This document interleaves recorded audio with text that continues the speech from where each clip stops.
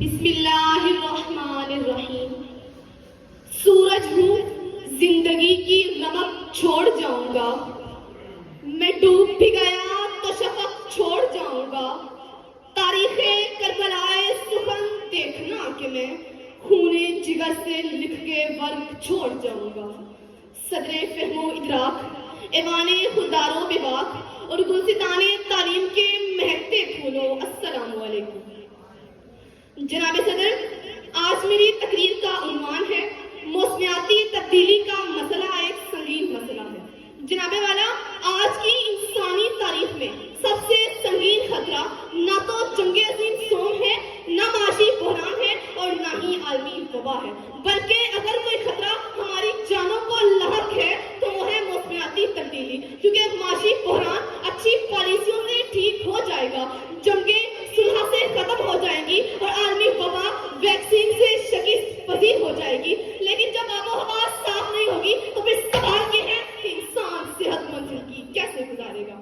جناب صدر، آج چونکہ دنیا سمٹ کر گلوبل ولیج کی صورت اختیار کر چکی ہے، اسی لیے دنیا کے کسی بھی گوشے میں رونما ہونے والے فساد کے اثرات تمام نوع انسانیت کو بھگتنے پڑتے ہیں. یہ سیلاب کی لہریں، گرمی کی شدت اور اسموگ کے حملے انسان کے ہی برے اعمال کے نتائج ہیں. اور پھر حضور اقدس نے تو 14 صدیاں قبل ہمیں اس بات سے آشنا کر دیا تھا کہ ظہر الفساد فی البر والبحر بما کسبت ایدی الناس، کہ خشکی اور تری میں لوگوں کے اعمال کے سبب فساد ظاہر ہو گیا. تقاضا کر رہا ہے اب وطن کا ہر گلی کوچا، تقاضا کر رہا ہے اب وطن کا ہر گلی کوچا، یہاں نافذ کسی صورت نظام مصطفیٰ کر دو. جناب صدر، دور حاضر میں چند ٹکے کمانے اور دولت کے انبار لگانے والے حریص لوگوں نے پیارے ماحول کی رہنمائیوں کو آلودہ کر کے رکھ دیا.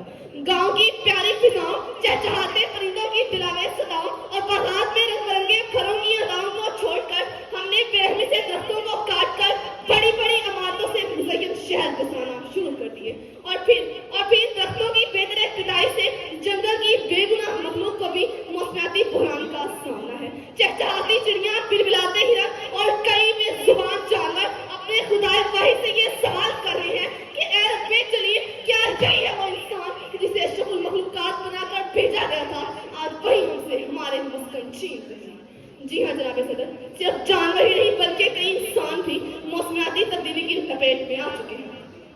اس کی تازہ مثال یہ ہے کہ جب پاکستان نے گزشتہ برس اپنی تاریخ کے بدترین سیلاب کا سامنا کیا تو کئی جانیں سیلاب کی ضد میں آ کر اپنے گھروں اور معاش سے محروم ہو گئے. بہتر ہے مہو مہر پر ڈالو نہ کمندے، بہتر ہے مہو مہر پر ڈالو نہ کمندے، انسان کی خبر لو کہ وہ دم توڑ رہا ہے.